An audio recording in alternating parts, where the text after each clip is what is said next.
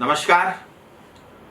पिछले 2-3 दिनों से पश्चिम बंगाल में टीएमसी के नेता, उनके सांसद, उनके मंत्री केंद्र सरकार पे गलत आरोप लगा रहे हैं।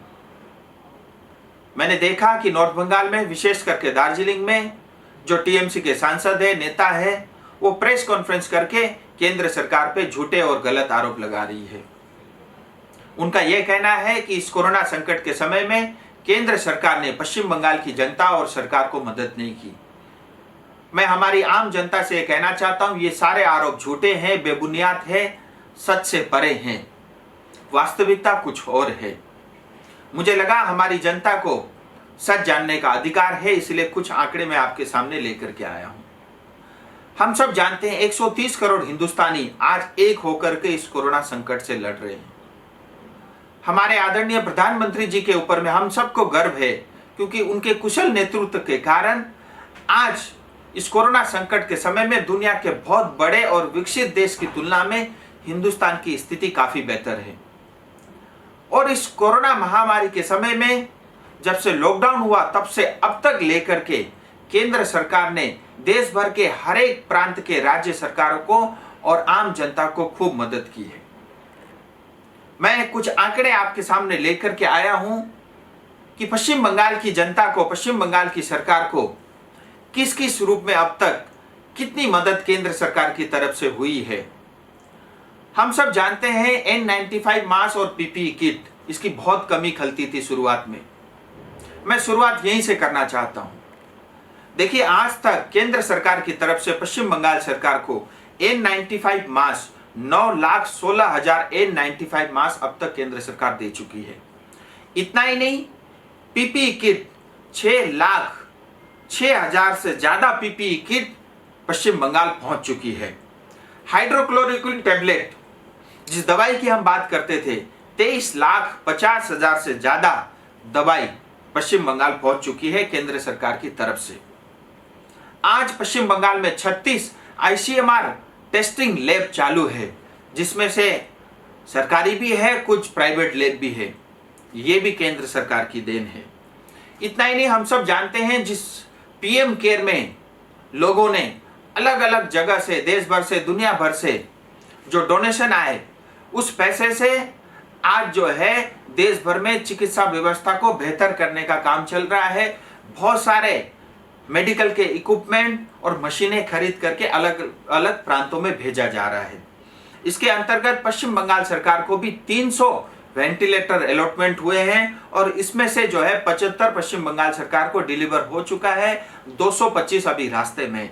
इसमें से बहुत सारे वेंटिलेटर और मशीन हमारे क्षेत्र को भी मिलेगी। इतना ही नहीं, 3 अप्रैल 2020 को 417 करोड़ रुपया, 417 करोड़ रुपीस पश्चिम बंगाल सरकार को केंद्र की तरफ से एडवांस के रूप में under state disaster risk management fund यानी SDRF फंड के अंतर्गत 417 करोड़ रुपए 3 अप्रैल 2020 को ही दे दिया गया। यह पैसा वहां पे क्वारंटीन सेंटर बनाने के लिए और मेडिकल फैसिलिटी को इंप्रूव करने के लिए दिया गया था। इतना ही नहीं, 13 मई 2020 को अतिरिक्त additional 53 crore rupees, 53 crore rupees ये माइग्रेंट वर्कर की वेलफेयर के लिए केंद्र सरकार की तरफ से पश्चिम बंगाल सरकार को मिला। इतना ही नहीं, हम सब जानते हैं इस कोरोना संकट के समय में उज्ज्वला योजना के अंतर्गत देश भर में फ्री में जो है गैस के सिलेंडर दिए गए और इस स्कीम के अंतर्गत पश्चिम बंगाल में भी 88 लाख लोगों को, परिवारों को फ्री में गैस सिलेंडर मिला है और इस 88 लाख में से नॉर्थ बंगाल में 22 लाख परिवारों को इसकी मदद हुई है। इतना ही नहीं, करीब करीब 21 लाख जो पश्चिम बंगाल की आम जनता है उनको 213 करोड़ रुपया, ये बेसिकली ओल्ड एज जो हमारे बुजुर्ग लोग हैं, विडोज हैं या जो फिजिकली चैलेंज लोग हैं, उनको 213 करोड़ रुपया केंद्र सरकार की तरफ से उनको राशि दी गई। इतना ही नहीं, हम सब जानते हैं जनधन अकाउंट में प्रतिमाह 500 रुपए उनके खाते में डाले गए और पश्चिम बंगाल में भी 1 करोड़ 90 लाख आम जनता को 2,880 करोड़ रुपीस यानी 2,880 करोड़ रुपीस जनधन अकाउंट में डायरेक्ट डीबीटी के थ्रू इनके खाते में डाले गए। और हम सब ये भी जानते हैं कि इस महामारी संकट के समय में केंद्र सरकार की तरफ से जहां पहले 3 महीने के लिए हर एक व्यक्ति को 5 किलो मुफ्त में चावल और हर एक परिवार को 1 किलो दाल, यानी देश भर में 80 करोड़ से ज्यादा लोगों को इसका लाभ मिला। वहीं अगर मैं अपनी क्षेत्र की बात करूं, सिर्फ दार्जिलिंग और कालिम्पोंग जिला मिला करके प्रति माह हर महीने 7000 मेट्रिक टन यानी 7000 टन जो है प्रति माह ये मुफ्त में राशन बांटा गया।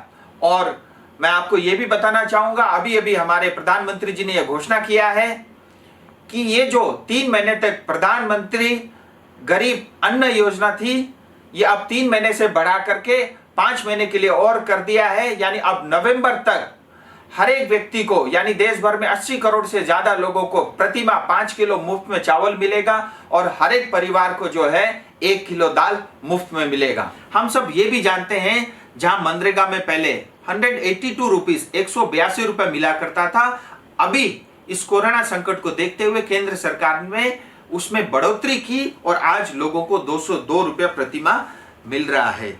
हम सब ये भी जानते हैं कि अम्फान तूफान जो संकट पश्चिम बंगाल में आई थी, उस समय हमारे प्रधानमंत्री जी स्वयं पश्चिम बंगाल गए और उन्होंने 1000 करोड़ रुपए की मदद जो है तत्काल उस समय पश्चिम बंगाल सरकार को किया। हम सब ये भी जानते हैं, जिस समय पश्चिम बंगाल की टीएमसी सरकार हमारे माइग्रेंट लेबर वर्कर स्टूडेंट, हमारे जो लोग इलाज कराने के लिए अलग अलग प्रांतों में फंसे थे, उनको लाने में जब असमर्थ थी, तब केंद्र सरकार आगे आई और उन लोगों की ट्रेन की व्यवस्था की और हमारे ये सब लोग जो फंसे हुए थे अलग अलग प्रांतों में, आज घर तक पहुंचने में कामयाब रहे हैं। इतना ही नहीं, मैं आपको एक बात और भी कहना चाहता हूं। अप्रैल 2020 से अभी तक पश्चिम बंगाल को केंद्र सरकार की तरफ से 10,000 करोड़ रुपया ये पैसा टैक्स और ग्रांट के रूप में पश्चिम बंगाल सरकार को दिया गया। जबकि हम जानते हैं इस दौरान में रेवेन्यू काफी कम रहा, उसके बावजूद भी जो बजटरी एलोकेशन था उसके आधार को देखते हुए पश्चिम बंगाल को केंद्र सरकार की तरफ से पूरा पैसा दिया गया।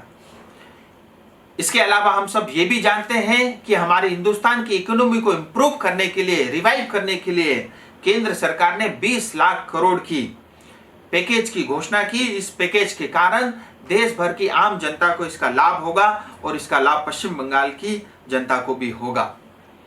आज टीएमसी के नेता और सांसद केंद्र सरकार पे ये आरोप लगा रहे हैं कि गरीब कल्याण रोजगार अभियान के अंतर्गत पश्चिम बंगाल को नहीं लिया गया।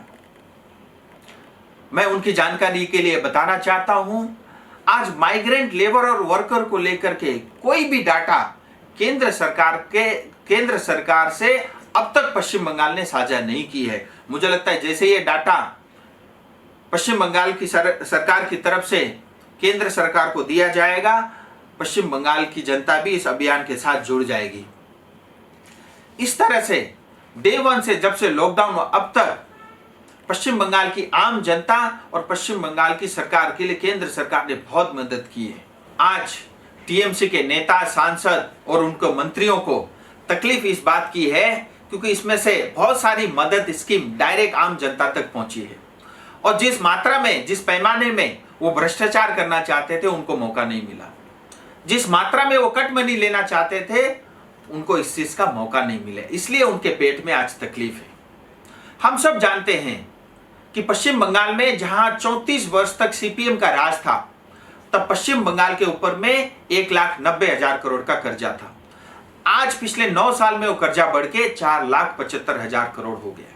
हम सब जानते हैं किस पैमाने में टीएमसी के नेता भ्रष्टाचार करते हैं। आज आप देखिए, चाहे वो RIDF rural infrastructure development fund हो, PMGSY रोड हो, PM आवास योजना हो या मनरेगा ही क्यों ना हो, इन सब जो केंद्र की योजना है इसमें खूब भ्रष्टाचार हो रहा है और इस भ्रष्टाचार के कारण आज पश्चिम बंगाल में किसी तरह का डेवलपमेंट भी नहीं हो पा रहा है और आज भी टीएमसी के नेता उल्टा केंद्र सरकार पे आरोप लगाते हैं।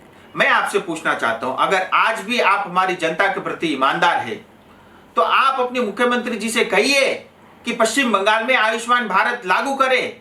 पश्चिम बंगाल के अंदर में किसान सम्मान निधि, जिसके अंतर्गत हर एक किसान को हर साल 6,000 रुपए मिलता है, आप ये स्कीम लागू करें। मुझे पता है आप ये सब नहीं करेंगे, क्योंकि जिस स्कीम के थ्रू केंद्र सरकार की तरफ से डायरेक्ट पैसा आम जनता तक पहुंचता है, उसको टीएमसी के नेता और उनके मंत्री उस स्कीम को साफ साफ मना कर देते। मुझे लगा ये सब तथ्य, सच्चाई हमारी जनता तक मैं रखूं, इसके लिए मैंने प्रयास किया। आप सबका बहुत बहुत धन्यवाद। जय हिंद, जय भारत।